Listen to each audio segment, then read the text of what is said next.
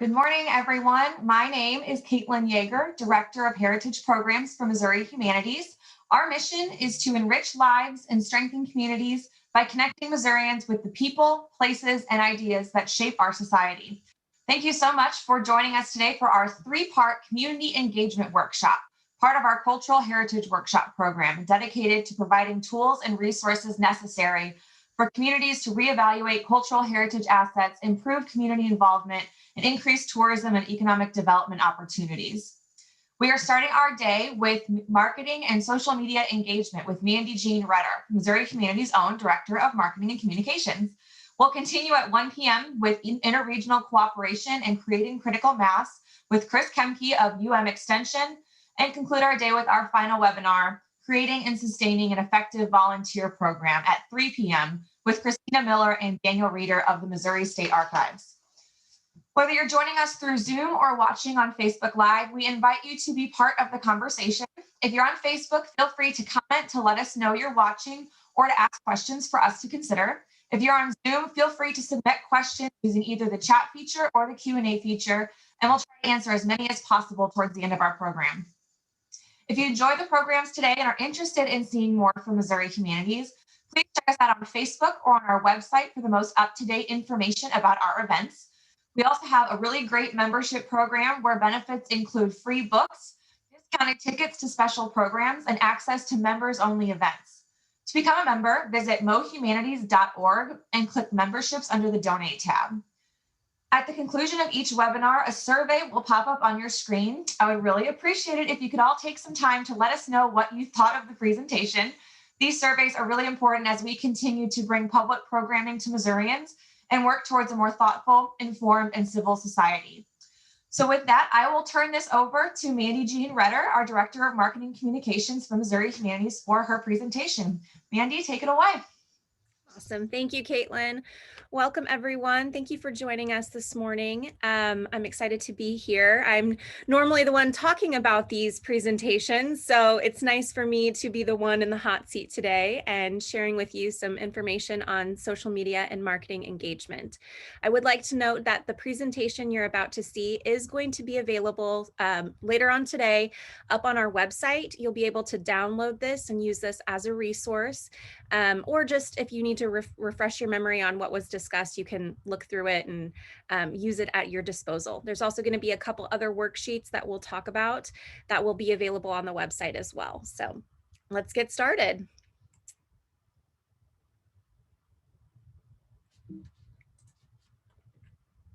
So today's agenda, by the end of this session, you will have the tools to understand, plan, build, test, and refine your social media and marketing strategy.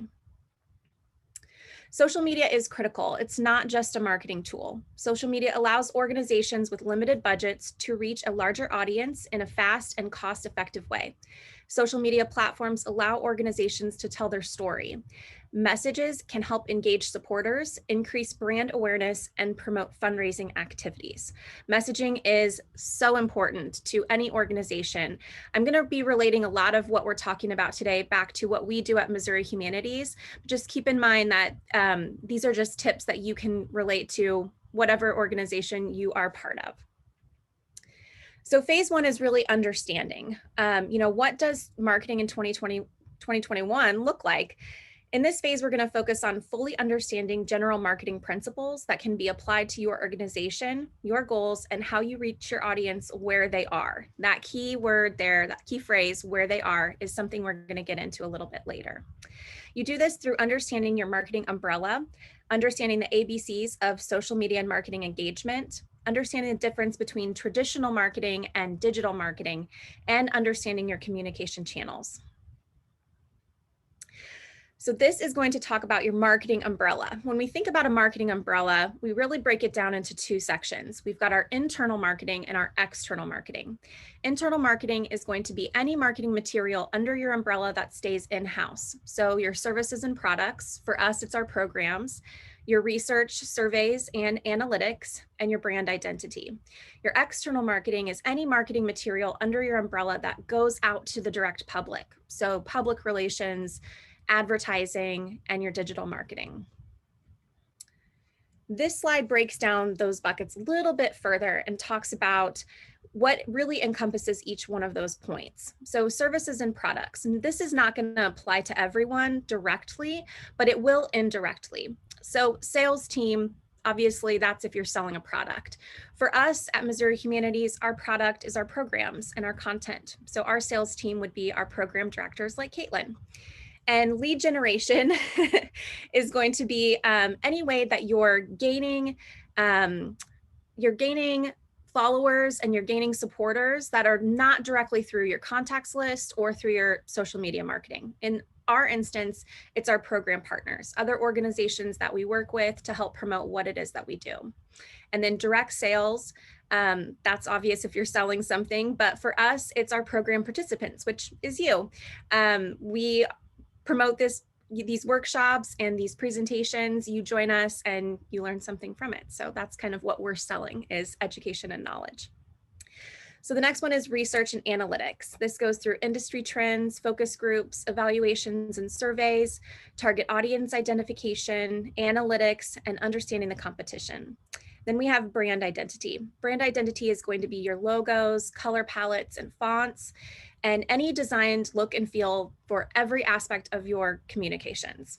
On the other side of the screen, that's where we focus on our external stuff. So things that are going out to the public. You've got your public relations, which is press releases, and interviews and content provided by various print and broadcast channels. That's earned media.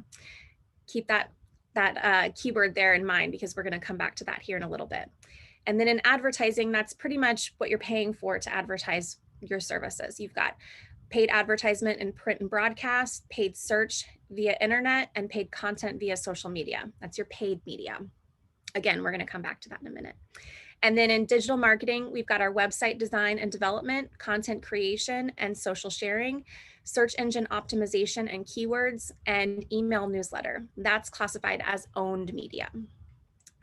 For the purpose of this talk, we're going to be discussing research and analytics, brand identity, advertising, and digital marketing. So what are the ABCs of social media and marketing engagement? Well, they're pretty simple: awareness, brand loyalty, and community. Awareness is about creating compelling content that is eye-catching and piques the interest of the public to draw them in and get them interested in what you are marketing. Brand loyalty is about creating positive feelings towards your brand and retaining your audience so that they continue to engage with your content. And community, which is also considered brand community, is about creating a group of supporters who are invested in your brand beyond what it is that's being provided. These are consumers that want to be part of your brand itself. So for us at Missouri Humanities, our community is our members. As Caitlin mentioned earlier, we have a wonderful membership program. That would be our board of directors and our advisors that we work with. Now, this wouldn't be a marketing presentation without a friendly marketing plug. So I would like to note that we are adding to our community towards the end of this year, and we're going to be releasing a Friends of Missouri Humanities Young Professionals group. So if you're interested in being part of Missouri Humanities, just note that's going to be coming out later this year. So next we dive into the difference between traditional marketing and digital marketing. Traditional marketing refers to any type of marketing that isn't online. That's your print media, broadcast, your direct mailers, any phone calls that you would make, or out-of-home advertising. Out-of-home advertising is also called outdoor advertising. Think billboards, things like that. Traditional marketing plays an important role in reaching local audiences. So at Missouri Humanities, when we are doing workshops in small communities, we will do a lot of traditional marketing within that direct community. And digital marketing is any marketing component such as paid media ads, email marketing, websites, social channels, anything that takes place online. And digital marketing provides direct access to your target audience through a virtual platform. As the world becomes more digital, it is important to stay connected to your audience.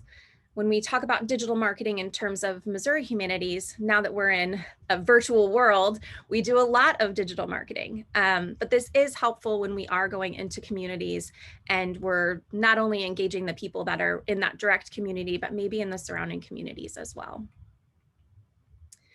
So next, we're going to start understanding our communication channels. We have 4 different channels, 3 of which have been very classic types of marketing channels, one that has come to rise with the growth of social media and digital marketing. So those 3 classic buckets that we typically put communication channels under are paid, earned, and owned. And the difference of those is pretty simple, kind of what their name stands for. Paid media refers to any media exposure you pay for on a platform or service owned by a third-party company. Earned media describes the attention you receive on sources that you do not control. So a prime example is if you were to have a news article written about you, or if we've had this happen before where radio stations have done a feature on something that we have done. So that's earned media. And then owned media refers to what is yours and only yours. It is the most organic channel that you have. And you can split that owned media into 2 categories. It's the content you host and the content you share. So hosted content is like your website, things like that. And then you have your content that you share, which is your newsletters and your social accounts. And then this last bucket is really what's come to rise in the digital world. It's that shared media. And shared media encompasses content that's posted to social media accounts regarding your organization, but coming from brands, media outlets, and individuals. So if we were to post something up on our Facebook account and someone was to share that to their personal account, that would be classified as shared media. Why is it important to know this? Well, you want to know when you're putting things out, what buckets they fall under. Is this something that we marketed that was through a paid source? Is this something that we received earned media on? We got attention from a newspaper locally.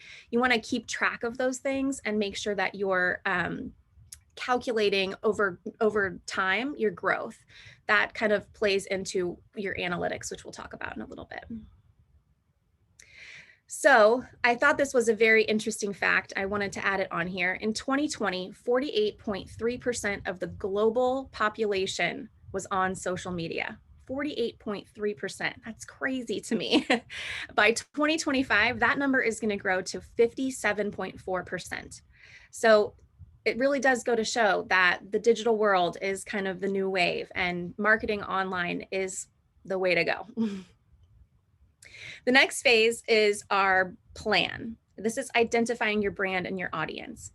In this phase, you're going to focus on identifying your story brand, identifying your target audience, setting up the necessary tools to create and share content, and creating an overall marketing plan. You'll do this by sitting down and going through the nitty-gritty of who you are as an organization and defining the audience you wish to attract.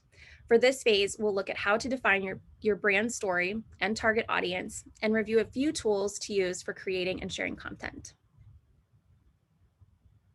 Okay, so this may be totally new to some of you, but this specific graphic shows a story brand.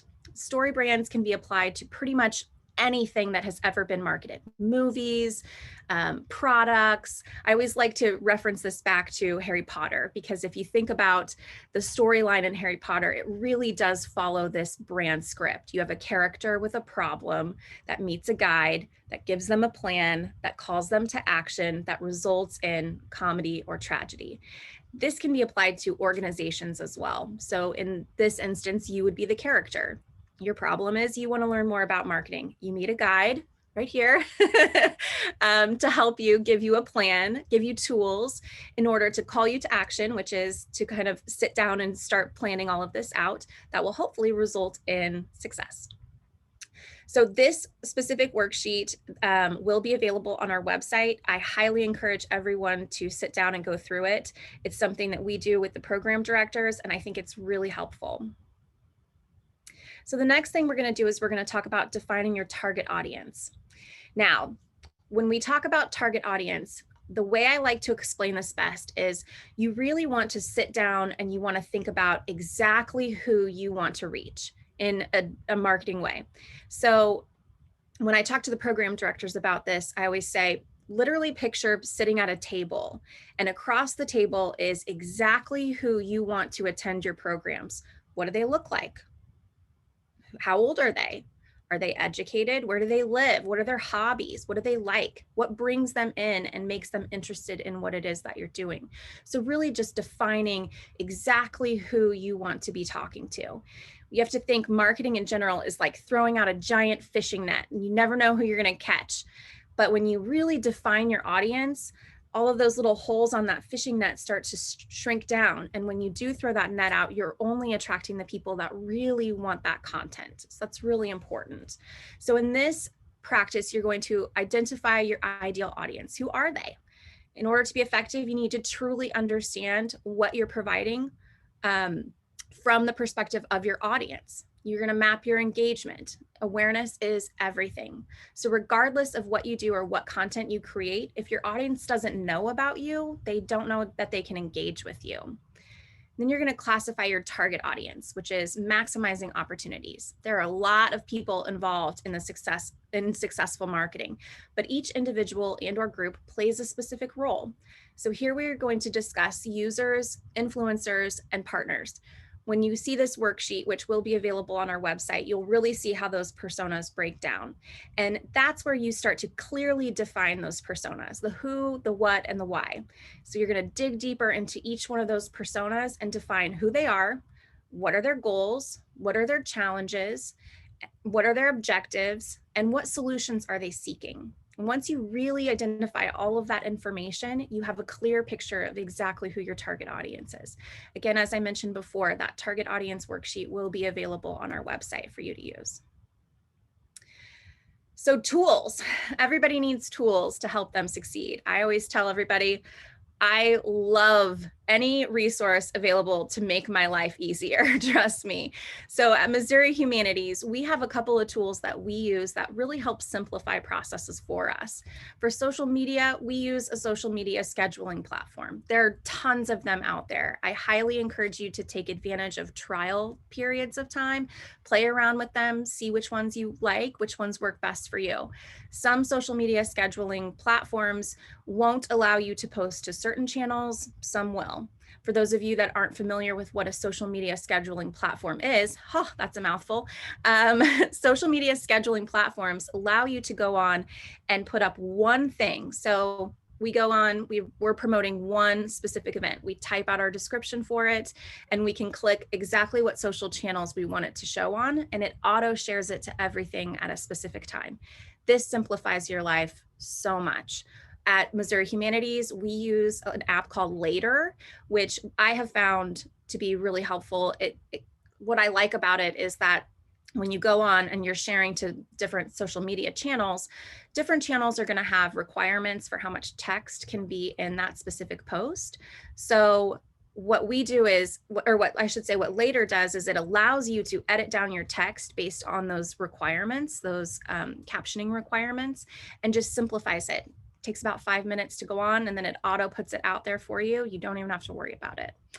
Other tools that I would consider are trying to find some sort of graphic design software that can help you create beautiful, eye-catching material that you can push out to the public. There are tons of cost-effective programs out there. At Missouri Humanities, we really like Canva. The program that you're seeing today, this presentation was created in Canva, and it's easy to use. It is just so user-friendly. Anyone can use it, and I highly encourage looking into that. If you're creating social media posts or you're creating any type of marketing material, using something like that is really going to be your best friend. Trust me, we use it probably every day. So the next phase is going to be the build phase. And this is really where you get to work. In this phase, you're going to define your brand identity, your marketing digital footprint, identify the best marketing platforms and channels for your organization, understand analytics and advertising, and review the importance of consumer feedback. So building your brand identity. This may seem like something you might not have to do, but it is something that is so useful for other organizations that you work for or that you work with. When we have organizations reach out to us and say, hey, can I get your logo? I will send them over our brand identity guidelines, and then they have everything that they need to make sure that they're accurately representing us in a visual way. So this is actually what our brand identity looks like. We've got our Missouri Humanities logos, our brand colors, the fonts that we use, additional logo options that are available, and then guidelines for how to use this on social media and program verbiage and on website recognition and email blasts and things like that. So having just a toolkit available that you can send out is really helpful in the long run. It's a little time consuming to do in the beginning, but it is completely worth it. And it gives you this overall snapshot of exactly who you are as an organization. Caitlin's laughing at me for accidentally saying Snapchat. I'm a marketing person, I'm sorry. So then the next thing we're going to do is determine our digital footprint. This is going to be your website design and development, content creation and social sharing, SEO and keywords, and your email newsletters. So does your website engage your audience? Your website design and development should be ever growing to meet the demands of your growing audience. We change our website all the time. We're going through that right now where we're evaluating what's on there, swapping things out, changing up content, and keeping it fresh. That's one of the most important things to do. That's one of the biggest downfalls, I will say, that I see with organizations is that they aren't constantly changing their website and it just becomes static. So you want to keep people engaged, keep them interested, and switching things up every once in a while really does help that. And I'm not saying you have to go on and do like a whole rebrand, but just changing out images here and there, rewording things, swapping things out like that can really help. And it helps with your SEO. So if you're not familiar what SEO is, that stands for search engine optimization and keywords.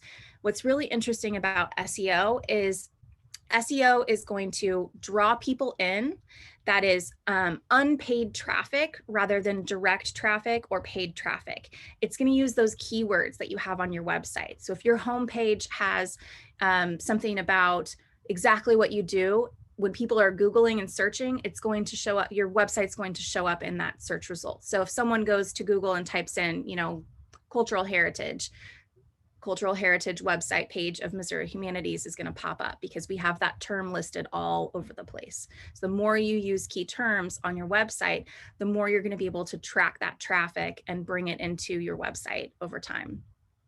Content creation and social sharing. Is your content eye-catching? I know I talk about that a lot, but really you want to grab someone's attention. The craziest thing is that people's attention span has dropped so drastically that you have about 3 seconds to get somebody's attention when they're scrolling on social media or they're flipping through a magazine. It's got to be compelling. It's got to grab them in and make them stop and think, oh, what is that? I want to learn more. And then you can kind of build that attention over time. You can draw them in and get them excited about what you're doing. So make sure everything you're sharing online is engaging your audience and encouraging them to come back. Content should also attract new viewers, lure them in so they want to learn more. Email newsletters, write well and write often. Every organization is going to have different guidelines for how often to send their newsletters. Monitoring your open rate and your click rate in your weekly newsletters is going to determine the peak times to send those out, but make adjustments accordingly. We have done this a lot over the last couple months. We'll look at our newsletters and say, okay, well, we sent that at 11 o'clock and the open rate's really low, so that's probably not a good time. Okay, well, let's try 4 o'clock for a set period of time and see really how that is impacting our open rates and our click rates. Just kind of make those adjustments over time, monitor it, write it down, track it, and watch that growth. It will really help. The next thing we're going to talk about is picking your social platforms. Now, there are plenty, as Caitlin mentioned, or as I mentioned, and she friendly reminded me, Snapchat is one of them. I don't encourage that for full-on marketing, but the big channels that you're going to really work with are Facebook, LinkedIn, Instagram, Twitter, and the newest global rise, which is TikTok. Now, those are not going to be appropriate for everyone. It is daunting to try and put content on multiple platforms. So if I were you, depending on where you are in your organization, really focus in on one platform that you want to just make amazing. You want to get it up and running, get people engaging with your content. And then from there, you can say, okay, we've got a really good handle on this one. It's kind of just working on its own now. So now let's move on and do this. That's exactly what we did last year. We have a big following on Facebook, but we weren't really consistent with our posting or anything like that. So what we did was we created a really set social media schedule that rotates our content daily. We actually post twice a day on Facebook. And then we really just set out to make that platform the best that it could be, filling it with really good content and getting people engaged. And once we had a really good handle on that, we said, okay, now we can start looking into LinkedIn and seeing if we can build out that platform. Okay, now we can start looking at Instagram and we can start building that out. It's too much to do it all at once, so I would not start out of the gate trying to oversee everything on multiple channels. Pick one and then build from there over time. But also build that based on your audience. You know, for Missouri Humanities, our audience, we have different audiences for different programs that are on different platforms. Something that might work with one program on Facebook might not work on Facebook with another program because they're trying maybe to reach a younger audience. Well, then we would put something up on Instagram. Or maybe we've got something that's more professional, that is an educational class or something like that. That's where we're going to go to LinkedIn. So that's when you're going to go back to your target audience worksheet and you're going to define who you are reaching, who you want to be reaching, and then match that with the platforms that are available with those audiences, which is exactly what this slide says. So going back to that, you know, you're going to see older audience typically on Facebook. Younger audiences are going to be on channels like Instagram, Twitter, and TikTok, and then business professionals will be on LinkedIn. The importance of marketing analytics. We practically live in analytics at Missouri Humanities. It is our biggest tool. Analytics are measurements of marketing efforts and successes dependent on collecting data related to your marketing efforts and the journey of your audience. This can include everything from website traffic to social media likes. For analytics to be useful, they must be tracked, watched, and measured. The longer you can review analytics over time, the more you can improve on your marketing efforts. We track everything, and I would highly encourage you to create spreadsheets or any sort of document that you would need to monitor and track your analytics. Define for yourself what metrics are important to you. For us, we track all of our social media engagement. We track our website traffic. We track all of our newsletters. We track all of our program attendances and engagement with each individual program. So define those metrics for yourself and then make sure that you're tracking them on a consistent basis. At Missouri Humanities, we track our analytics once a week. Understanding advertising. Set a path for both traditional and digital advertising for not only your overall organization, but also for individual initiatives. Creating a solid plan for paid advertisement allows you to focus on one specific thing at a time. Paid advertisements for your organization will typically break down into two categories: general marketing and one-shot initiatives. So when we relate that back to Missouri Humanities, our general marketing is going to be for Missouri Humanities as a whole. We have to keep letting people know that we are an organization that provides these specific tools and these specific programs. So general marketing is going to be all-encompassing for your organization as a whole. Your one-shot initiatives are going to be things like this program today. Letting people know about one thing that's happening, or it could be a reoccurring thing that happens every year, like a gala or a luncheon, but those are going to be more specific to one specific thing versus your overall organization. So kind of set a plan for both and make sure that you're prepared to market not only your overall organization, but the individual initiatives that you're doing as well. So where should you advertise? Well, this is going to depend on your brand story and your target audience. So your brand story really helps you define who you are, and your target audience really helps you define who you want to reach. And from there, you can determine for yourself what is the best avenue for you. If you're like our organization and you have multiple programs that you're offering, do a brand story and a target audience worksheet for each individual one. I know that sounds like a lot, but each different program that we offer has a different audience, like I mentioned earlier. So in order to understand where we need to advertise for those specific programs, we have to understand our target audience for that specific program. So I know it sounds a little daunting, but trust me, it is really helpful. Why do you need feedback and surveys? We love surveys at Missouri Humanities. They are very helpful for us. But surveys and feedback in general are going to give you clarity. They're going to help you outline objectives. They're going to test drive, and they're going to do all of your analytics. So let's go through each one of those individually. What questions are you seeking to answer? What questions will lead you to outlining better objectives? What questions will help you better align your marketing with your objectives? That's that clarity. Your objectives themselves, it's telling your survey takers why you're asking these questions and how their feedback will help. Your suggestions will help us better blank. And that test drive bucket is consider running your surveys by peers who understand the outcomes that you're hoping to achieve. This is a good way of determining any questions that still need to be asked. So lean on other organizations, reach out to us if you'd like some feedback. We would be happy to send you feedback on your survey questions.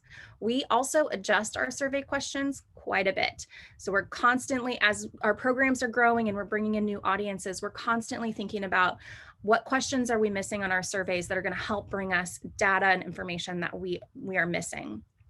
So once you collect all of your surveys, compare that data to your target audience worksheet and see if you are marketing where your audience is, and if the survey responses you receive match your demographics. We do this a lot. So we'll market in a handful of places, and I am always the first one to be like, did your surveys come in yet? Let me know, because I want to see that data. I want to hear, did the places where we advertise this bring in the people that we were looking for? And if not, we adjust accordingly. If we run radio ads for something thinking that we're going to be able to reach a target audience, and then we come to find out based on our surveys that not a single person listened or came to our program based on a radio ad, we might not run a radio ad the next time around. So it helps you kind of really define where you're spending your marketing dollars and where to make them beneficial for you in the future. Phase 4, which is testing, monitoring meaningful metrics. Also another mouthful of a phrase. So your metrics are going to be through social media. That's your views, your clicks, your comments, your shares, your reach.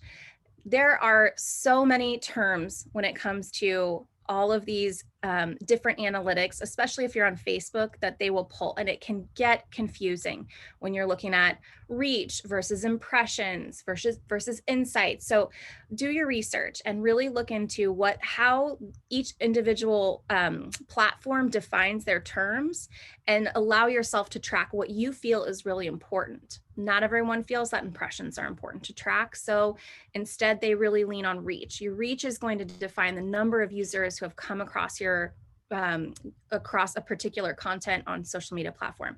You got to be careful with some social media platforms though, because reach can only be defined by how long someone is looking at your content. So if someone picks up their phone and just scrolls right past, that might not click into a reach category. If they're looking at your content for 3 seconds or more, then it's going to count. Sometimes it's 15 seconds. So there's different time frames that you have to really look at when it comes to reach. Shares, we're going to kind of work backwards on this one. Shares, that's your social shares. That's the interaction that you're getting when people are sharing your content online. That's that shared media that we talked about earlier. Those are really helpful for you to track and to monitor over time. Comments are going to be when people engage with your content. Clicks are going to be when they like, or they've got all those little emojis now on Facebook and social media. That's going to be any interaction where someone's clicking a button to engage with your content. And views are going to be mostly for video content. How many views? That's also an equal to 3 seconds or more. So really just tracking that and then testing over time what works for you. Evaluating effectiveness. So step 1 here is setting up data collection. That's what we've been talking about, really creating those spreadsheets to help you track your analytics and data from all of your marketing efforts, both in traditional and in digital marketing. Track and record. Keep those documents up to date so you can review the information over time. This helps determine growth and/or shift in your marketing efforts. And analyze your impact. The data you collect is priceless. It allows you to see real changes of your audience's behavior over time. Phase 5 is refine. So this is really fine-tuning everything that you're doing, improving your messaging. Use the data you collect to improve upon your messaging and overall marketing efforts. Widen your reach. So tracking your analytics will allow you to notice any gaps in your marketing and adjust accordingly. Increasing engagement. This helps understanding your current audience and providing them a space to explore new avenues. Reward loyalty. Provide loyal followers with opportunities to be part of your brand. That's that community that we were talking about. It allows them to feel more deeply connected to your goals and your overall mission. Monitor your traffic. Keep a close eye on your email campaigns and your social media engagement. This will allow you to make adjustments as needed to grow in the future. And then making those adjustments. There is no one-stop shop for marketing. This industry is ever changing. So remain dedicated to lifelong learning and educating yourself as necessary. And one of the things I'm going to note there, and we will talk about this a little bit later, is there's tons of marketing trend reports that are available for you. Google's your friend on this one. Look up reliable sources, read what's happening, and then adjust your marketing over time to match those specific trends that you feel will work for your target audience and for your brand. All right, and then summary. Here is our summary, just going back to those key points of fully understanding general marketing principles that can be applied to your organization. And that planning phase is really identifying your brand story, your target audience, and best tools for creating and sharing content. In the build phase, you're going to define your brand identity, identify the ideal channels for you, understand your analytics, and build out an overall plan. The test phase is really monitoring meaningful metrics and tracking growth and change over time. And then the last one, refining, it's just making adjustments as needed regarding traditional and digital marketing. Does anyone have any questions? Lots of questions. Yes, we do. Mandy, you're the expert here, so I'll let you take some of these, but I think some of these I can give some perspective as a program director's perspective rather than a marketing person's perspective. So I'll kind of just go down the line because we have a lot, but we'll take some questions here. You can continue using the chat feature, the Q&A feature. And since we have a lot, we'll answer them as concisely as we can, but as directly as we can. So first is Sarah. She asks, Hootsuite is a third party, whereas TweetDeck, Creator Studios, Installator, etc., are all part of actual sites. Do you find there to be pros and cons to both? I do find there are pros and cons to both. I really think it's personal preference. You know, I've worked with Hootsuite before. I've worked with other platforms. For me, it's all about functionality and really finding what works for the social channels that I'm using.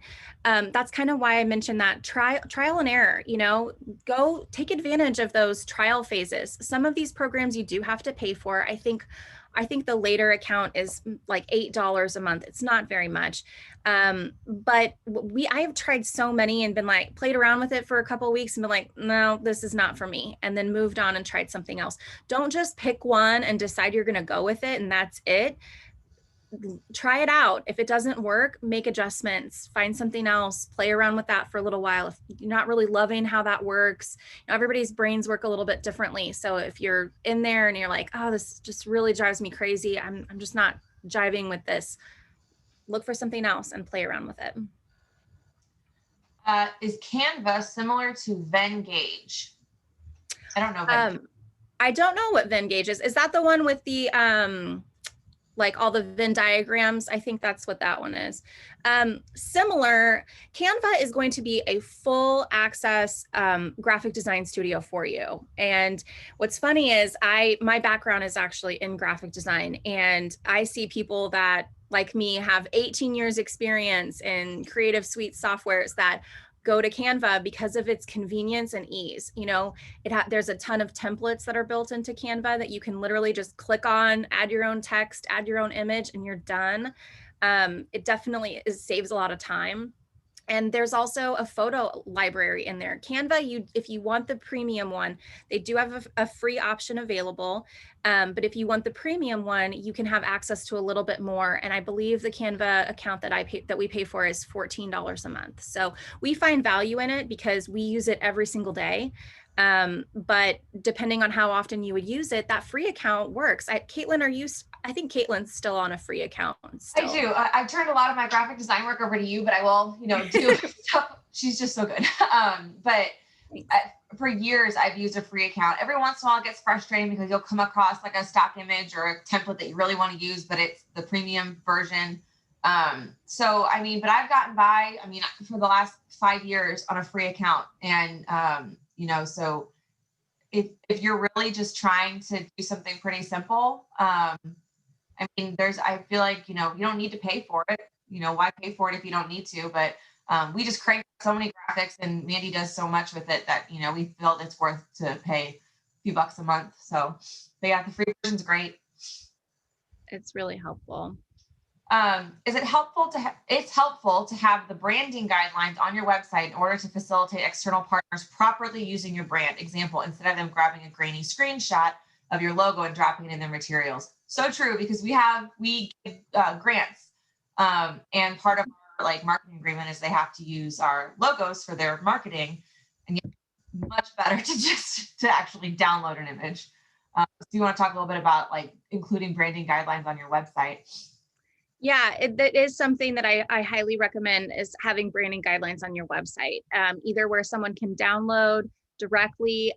We have so many different options for our logos, and we work with a ton of different organizations. So what I do is I have people reach out to me directly. I send them over the branding guidelines and say, okay, let me know from here what you need. And then they're like, oh, I didn't realize you had a white logo option. This is perfect for what I need, because we have probably 12 different variations of our logo. And so it allows people to really see exactly what we offer and then determine what works best from them. And then I just send it over to them once they respond. But you can have all of those options available on your website if you would rather people just go on and say, okay, here's all the logo options. I want to download this one. That's super easy to do. And if it's, time, that saves you time to do that. I highly recommend doing that as well. This is probably something that hits home for you, Mandy. Do you feel you need a social media team in order to take on multiple platforms at once, particularly if you are posting daily and it is considered a collateral duty to your job? Is it realistic to have only 2 people taking on all these platforms daily? That is a great question. I will be totally honest with you. If I did not have the help of the program directors, there's absolutely no way we could post as often as we do. That's one of the big changes that we made in the beginning of last year, was creating a social media channel that defines the exact points of time that we're going to be posting every single day. And we actually do rotating content. I'm not sure if the public notices, but we do. Each day at our 3 p.m. slot, we have a different program that has a designated time where they're able to post. And then the 10 a.m. slots that we have are kind of up for grabs. We do all kinds of different things in there, last minute announcements, development, things like that. So for us, it's really, what I find is really just set a plan. And if you're a small organization and you only have a couple of people on your team, depending on how large your organization is, you might not need to post as often as we do. Some organizations will post once a day. Some will post 3 times a week. Really just depends on you. But set that in as a standard of, okay, this is exactly what we're going to do. And then if you do have a small team, take 1 or 2 days out of the month and build out your content for those posts, and then schedule them. And then it's done and you don't have to worry about it. That's something that I used to do before I was with Missouri Humanities. I ran a couple of different social media accounts, and it is daunting when you're thinking about the amount of stuff that you want to put out. But what I found is, okay, I'm going to take these 2 days and I'm going to dedicate myself to creating all of the posts that are necessary. And literally there's templates everywhere. And if I hadn't thought about doing this, but I'd be happy to put a template up on the website too, that allows you to help create a social media schedule. But you would use something like that to really schedule out, okay, on this day at this time, I'm going to post about this. And on this day at this time, plan that all out first. And then just spend, a day or 2 just doing all of that content and getting it up, and it'll auto post for you. You don't even have to worry about it. And then just make sure that, you don't forget to do it the next month. But that's really going to be the easiest way to do it.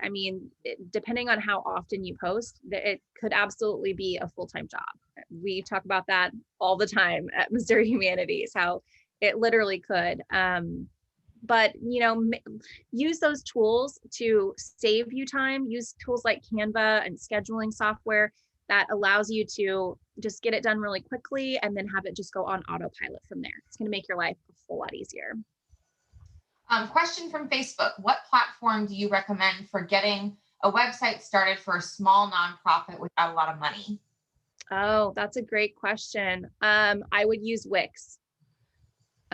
Wix.com is it's going to be like the website version of Canva. There's so many templates available to you. It's so easy to use. You can go on and just drag and drop whatever you want, make it look how you want, and it's cost effective. I want to say that I've built a couple of websites on Wix in the past. I want to say it's under $200 to build out a website and host it for a year, and it includes your domain if you don't already own one. If you do own your own domain, it's really easy to transfer that over. But that's probably going to be the most user-friendly software that you could use. People like Squarespace and things like that, but I don't. It's more difficult than it is. I've played around with some of those programs. They're a little bit more difficult than the Wix, which is just really just like Canva, drag and drop, plug and play. Is that WIX or WICKS? WIX. WIX. Mm-hmm. Okay. When it comes to analytics, so Sarah's been asking a lot of great questions. So thank you, Sarah. This one hits home for me big time. So I'll comment and I'll have Mandy comment as well. And maybe correct me if I'm wrong, but when it comes to analytics, how do you make changes? For instance, when it comes to program numbers, if those are small, but you are advertising through local news channels, own social media and earn social media, but see a limited number attending programs, what would you change? I think this is ever changing for all of us at Missouri Humanities. All of the program directors are constantly noticing that what works for one program does not work for another. So even if you think you're hitting all of the proper channels, I think what is the hardest part is going back, looking at your surveys, looking at your analytics, and seeing where you're getting the most people. And if you're spending a lot of money somewhere where you're not getting a lot of attendees, a lot of people, maybe you need to shift your focus a little bit. I know, like, kind of the way Mandy and I handle a lot of our marketing for my kinds of programs. Mandy does a lot of the big, like the ads on social media, the radio ads, press releases, those kinds of bigger marketing materials.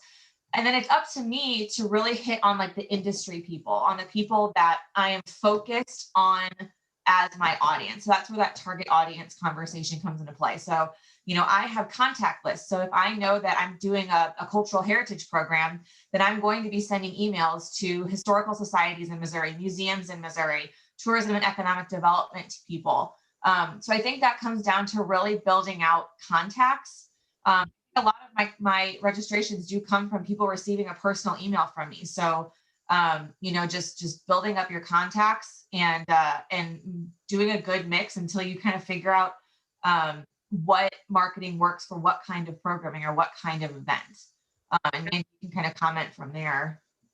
I agree completely. That's one thing that I feel like I say at least once a week, if not every other day, is, really lean on your program partners and other organizations. Local libraries are great places that will reshare what it is that you're doing. When you have small numbers, I know it can be really frustrating, especially when you feel like you are doing all of the right things. This is something that we go through as well. Like Caitlin mentioned, that is really where your target audience worksheet is going to really help you. Because you're already doing programs, I would really look at the people that are attending those programs and really try and see, okay, if these are the people that are coming and this is what they're like, and this is their age range and, kind of where they live or who they are, try and determine the best social media platforms or marketing efforts in general to go after that type of person. Because those are the people that are obviously already coming. You're going to be able to attract more of those. So if you like on some of our programs, we have older audiences. So older audiences, they're not going to be on Instagram. They're not going to be on LinkedIn. Really defining if they are on social media. If they're not, if we're going into a small community that might not be in, digital world just yet, or older people that just are retired and they don't really care. They're just hanging out. They want to be a part of these programs. Then what I would say is try and determine where they are seeing content. Are they newspaper readers? Are they listening to the radio? If they are listening to the radio, what radio stations are they listening to? You really have to start to define individuals based on the content that you're putting out there, and do that for every program you have. I like I said earlier, I know it sounds daunting, but every program is going to have a different audience, and it really will help to define that. I think that target audience worksheet that we'll have up on the website later will be helpful. It is a 4-page document, so I will warn you, it does really help ask questions, and they're questions that you probably wouldn't think about. I remember passing it on to one of the program directors at Missouri Humanities, and she was like, why do I need to do this? These are crazy questions. And I'm like, they're not crazy questions. They really help you shift your thinking in terms of who you're going after for your audience. And it really does help. I mean, I remember Caitlin was in that call, and she said, okay, I wasn't sure about it at first, but it really did change how I was thinking about my audience after I did it. And so I think that will be helpful for you. And I think, it's so tricky because your mindset is to market anywhere possible. And I think what we're learning as program directors is that, when you have your target audience, you can cast a smaller net, and the smaller net, like Mandy said, it's going to catch more people rather than the bigger net, because you might not catch the people that want to see that content. So when you're casting that smaller net, and that comes from experience, it comes from trial and error. So, I mean, we're constantly changing. None of us have it completely figured out after years of experience. So every program is different. Every event is different. So I think it's just, really thinking critically after each event as to what works, and remembering that what worked for your last event might not work for this one. Exactly. We've got a lot more questions. Well, I want to make this is good though. I want to make one note real quick that I was thinking about while you were saying that. When you're trying to go after your target audience, when you're on social media, if you're using a program like Canva, or you're building out your marketing material, keep in mind what visually is going to attract your audience. Because if you've got something that's super modern looking, and there's different movements in it, it's what is that, like an MPV4 file or whatever, if that is not going to work for your specific audience, you need to tear that down and make sure that your visuals match with the target audience so that you're catching their eye. Because if you're going for an older crowd and you've got something that's all over the place in terms of really modern graphics, you're probably going to miss that audience too. So aligning your graphics and your creative with your target audience is helpful. So okay, moving on. This is a real short answer. Sarah says she's interested in doing Canva for branding to show our fonts, logos, etc. Kind of like what you did on this presentation, Mandy. And she asked if she can do that with the free version. Yes, you can. You can do so much with the free version. I'm not sure if Mandy's this template was on the free version, but I mean, you don't need to use any specific template. You can start blank and you can upload your own logos. You have tons of fonts. So I think depending on your fonts, they don't have every single one available, but they have a lot available with the free version. We have a few comments that something new with Canva is that nonprofits can get the pro version for free. So I'll have to look into that, Mandy. I will look into that. Yes, so thank you for that info. Apparently that's new. When you have, and I'll just show you real quick because I have the ability to do that on this shared screen. We have some Canva questions. When you're in Canva. Oh, it looks like you do have to, they followed up and said, it's a simple application. It takes about a week for approval, but that's great. Well, on Canva, there is actually a little area called Brand Kit. And so you can upload your logos, you can upload your fonts. Our fonts are based off of our website, and so we did have to upload them, but Canva has a ton of fonts available for free that you can use. So if you've found one that's free through Canva, you can use that. And then it shows you exactly what your brand fonts are, which is really nice when you go in to create a document, because your brand fonts are going to show up right at the top, so you don't have to search for them every time. and it breaks it down into if it's a heading, a subheading, or in the body. And then you can go in and you can add colors based on, what your PMS tones are. And it's really helpful. You don't need an extra color. So I just want to show you that real quick. So someone asks, where'd it go? There it is. Regarding surveys, do you find surveys completed anonymously are more forthcoming, and are they really anonymous? I've only ever done anonymous surveys.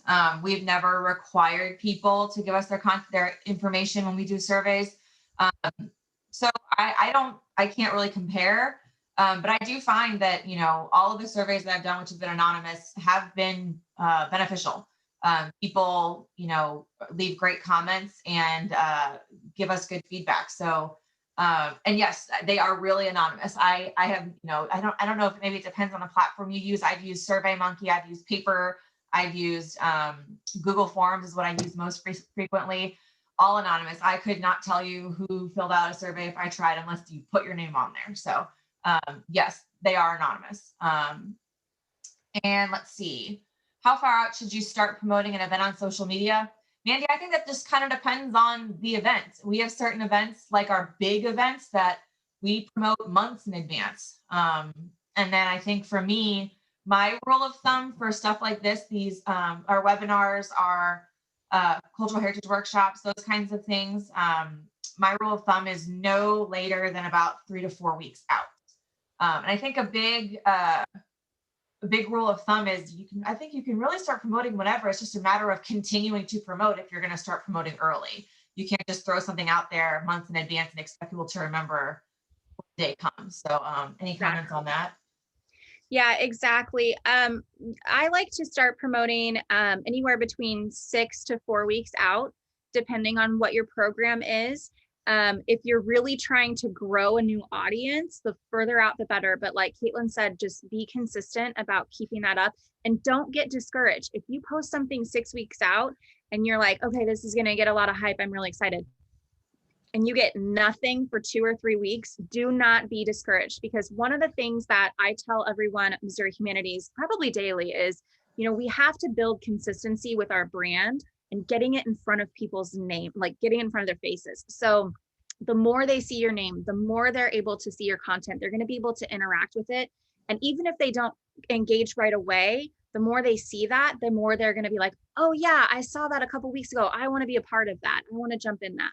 So just being consistent with making sure. We typically put our programs about a month out in terms of our newsletters. Getting those in our newsletters is typically about a month out. And I feel like we've seen some major growth doing that. We switched, again, that going back to, tweaking what doesn't work. And we were noticing that the majority of our program participants were hearing about our events from our newsletter. But we had a schedule set up with our newsletters. We were sending weekly newsletters, and we were sending them, but the only information that would be in the newsletter was like, they'd go out on Friday. And so it was the entire next week up till when the newsletter went out again. And so we were only capturing about a week of programming. So when we grew that, we changed it to say, okay, we're going to start promoting things at least a month out. Our program numbers just skyrocketed.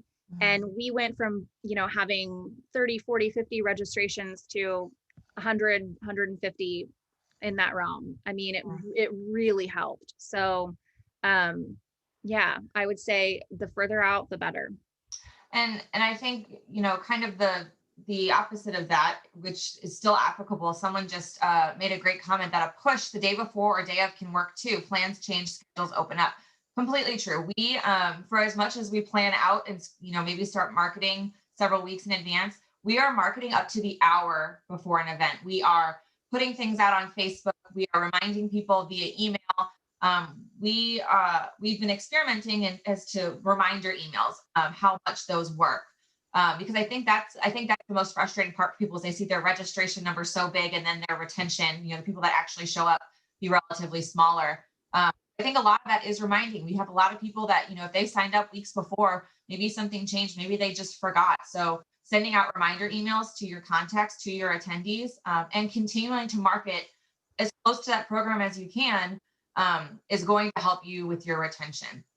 Well, and to that point too, I want to make a note that The industry standard for virtual events right now is a 50% retention on your registration numbers.